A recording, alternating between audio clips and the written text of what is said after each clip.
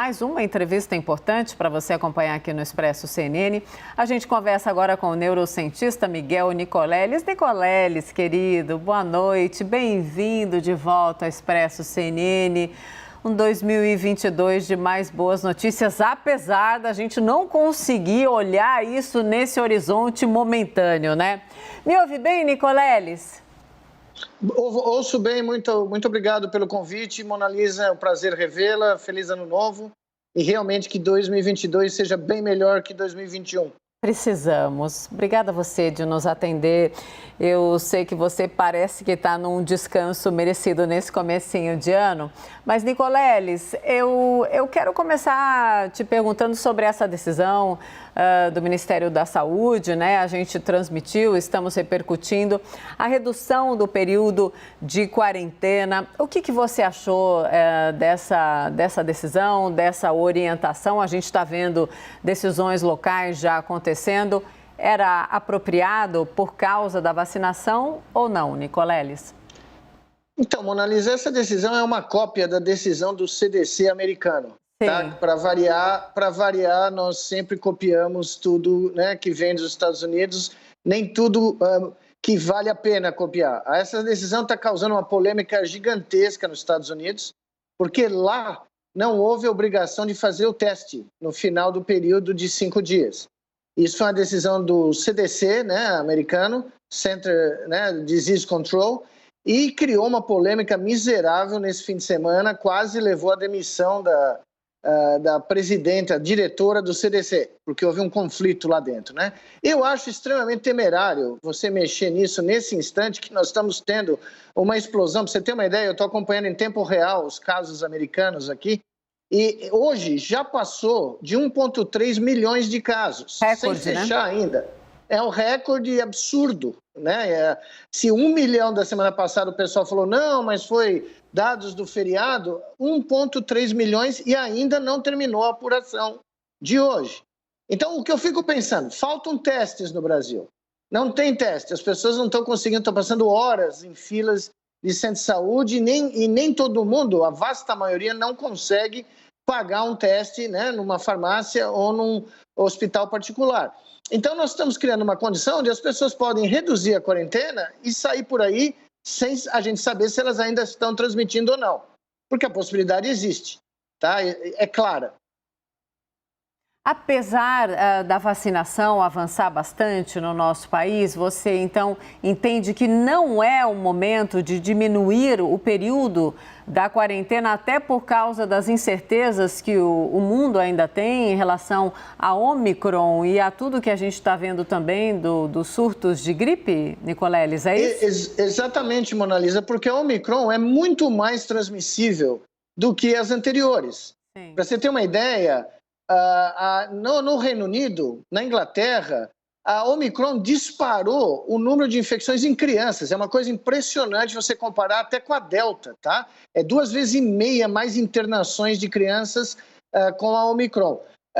Em Chicago, por exemplo, as hospitalizações já são maiores, 50% a mais, do que no pico no inverno passado nos Estados Unidos. Então, você está numa condição em que uma variante nova produziu quase 3 milhões de casos em 24 horas da semana passada e, de repente, você muda a regra da quarentena com dados, provavelmente, que vêm da Delta, da análise da variante anterior. E outra coisa, a vacinação brasileira está com 68% de 2 doses.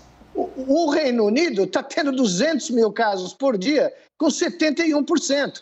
Tá? Portugal bateu o recorde com uma vacinação muito melhor que a nossa.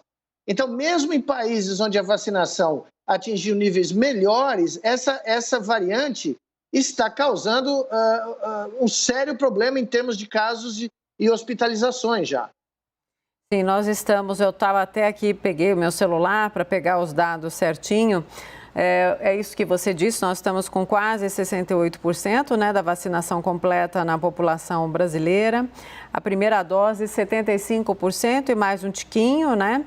E na dose de reforço, mais ou menos 13% da população. Você acredita que diante desses índices de vacinação e com uma dificuldade muito grande, por exemplo, Nicoleles, de conscientizar as pessoas para completarem o ciclo? Acabei de falar com o secretário, né? Em São Paulo, 2,6 milhões de pessoas que ainda não tomaram a segunda dose. A gente não deveria mexer no período de quarentena? É isso, Nicoleles? Você está olhando para frente.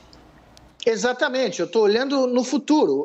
Veja bem, um dos institutos de maior prestígio do americano de previsões de estimativas métricas de saúde soltou uma previsão hoje que é de cair o queixo quando você olha para os números do Brasil, dos Estados Unidos e da Índia, tá? Eles estão prevendo que se nós não fizermos mais nada, não tomarmos conta do que está acontecendo com a Omicron no Brasil, não aumentarmos o uso de máscara, não aumentarmos o isolamento social, nós podemos atingir mais de 2 milhões de casos por dia em março.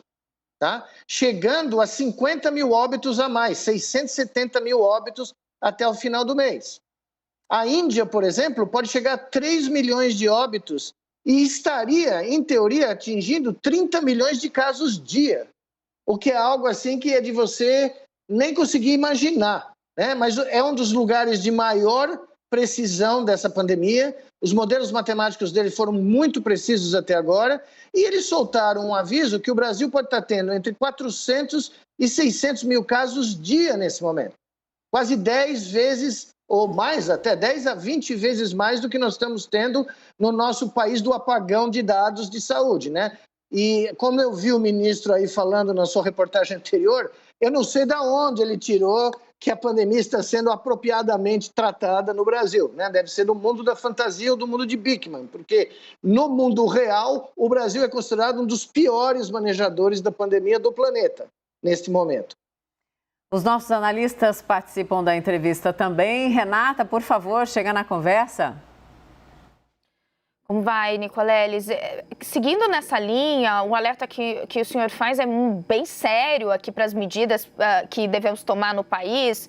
E eu queria explorar justamente essa ideia em torno da Ômicron. A gente tem visto diversas pessoas falando sobre o fato de que ela é mais transmissível, mas ela é menos letal. Portanto, ela poderia significar ali no médio prazo, no longo prazo, uma saída da pandemia. Ou seja, alguma visão quase de que a Ômicron ela vem para, entre aspas, nos ajudar no enfrentamento da pandemia.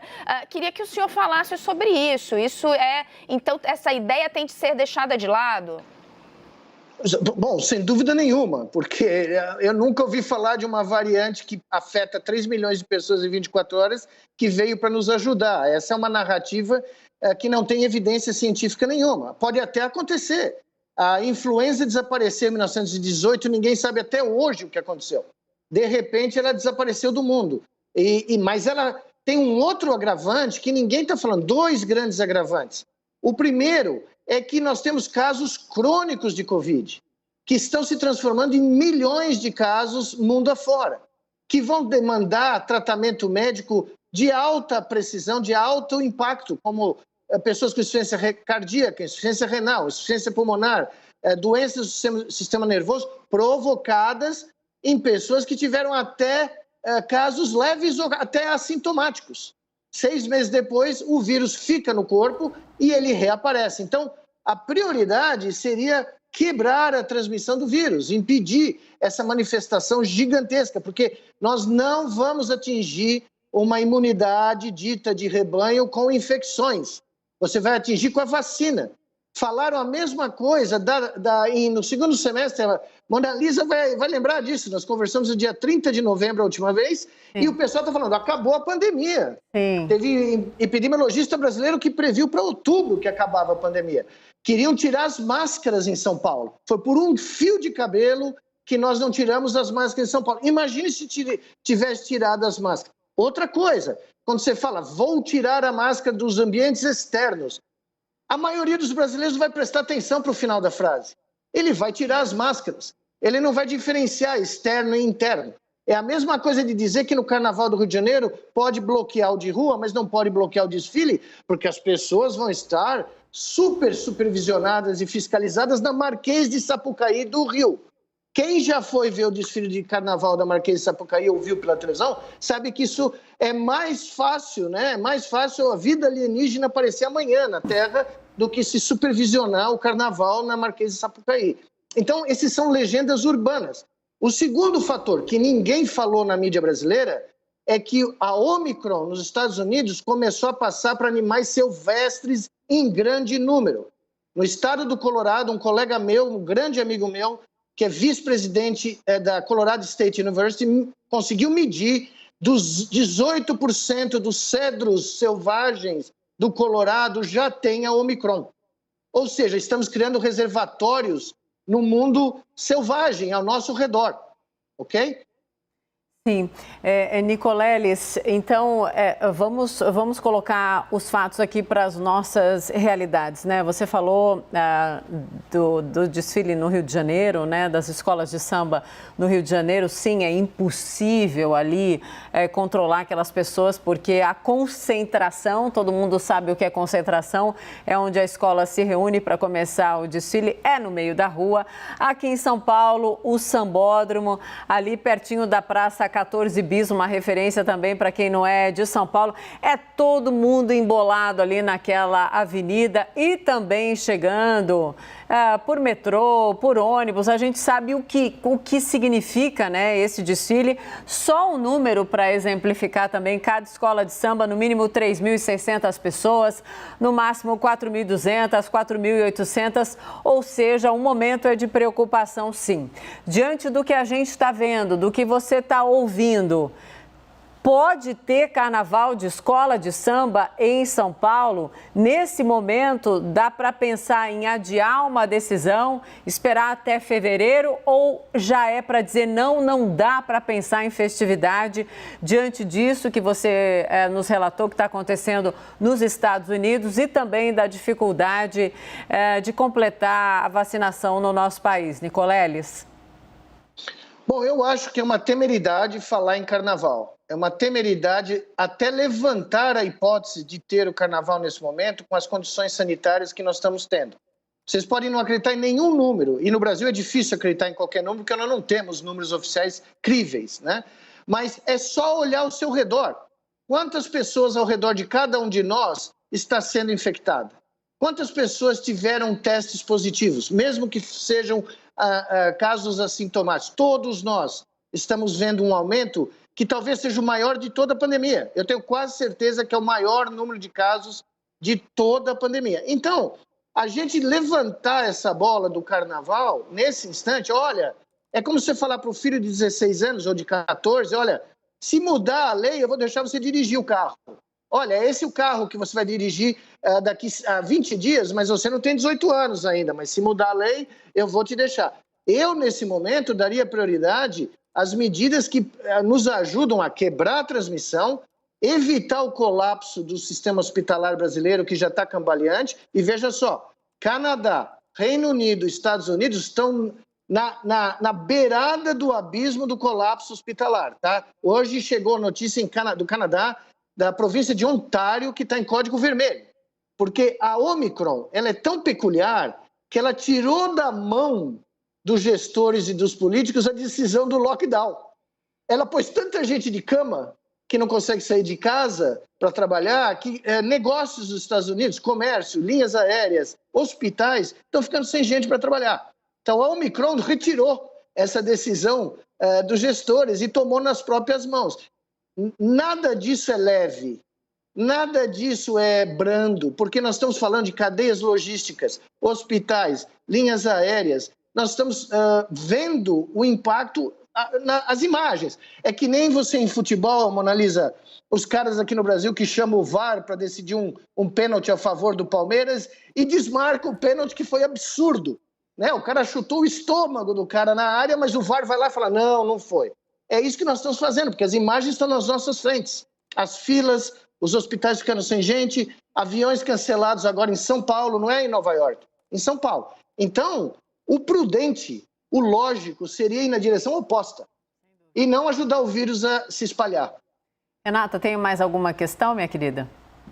Tenho, é justamente nessa linha, porque me chama muita atenção, Nicoleles e Mona, a diferença no discurso. A gente acabou de ouvir o secretário estadual de saúde, Jean Gorenstein, num tom muito distinto do que a gente vê agora, Nicoleles nos trazendo de alerta. Nicoleles, a minha pergunta é bem direta. As autoridades brasileiras ainda não entenderam a gravidade do que a gente está passando, então?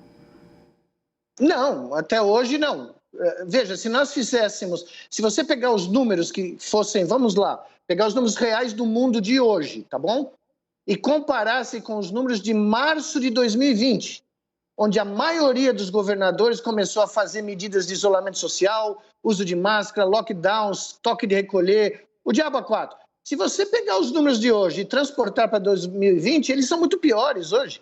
A grande notícia positiva é a vacinação, é óbvio que é a vacinação, que impede casos graves e mortes. Todavia, quando você tem uma variante que infecta um monte de gente, se você pegar um número grande, isso aqui é matemática do colegial, tá? Do ensino médio, você pegar um número gigantesco e multiplicar por um número pequeno, o resultado ainda é um número gigantesco, tá? Então, é fácil de ver isso. Se tiver 10 milhões de pessoas infectadas, né, no todo, assintomáticas e sintomáticas, e você tiver 1% de complicações, né, você ainda está falando de um número gigantesco. Né? Você está falando... Ah, travou? Não é possível, Renata, bem na hora da conclusão. Meu Deus do céu, na minha volta eu já pego o sinal travado várias vezes, mas tudo bem, a pergunta foi muito clara e a resposta também. Também para o neurocientista Miguel Nicoleles, Renata e você que nos acompanha, tá faltando verdade ali nas decisões das autoridades brasileiras em relação, exato, decisões urgentes. Nicoleles está ouvindo a gente de volta, é isso? Tô Ô, ouvindo, Nicoleles, sim. tinha travado no final. Por favor, complete, querido. Não, é exatamente o que você está falando, Mona Lisa. Esse era o momento da gente estar pensando em como quebrar a transmissão da variante mais transmissível desses 2 anos de pandemia. Se essa vai ser a última onda da pandemia, se ainda vai ter 3 ou 4, é outra coisa. É como você está numa guerra, pensando no final da guerra e tendo várias batalhas para ganhar antes do final da guerra. O que você faz? Você se concentra na batalha do momento. Você tem que sobreviver à batalha do momento.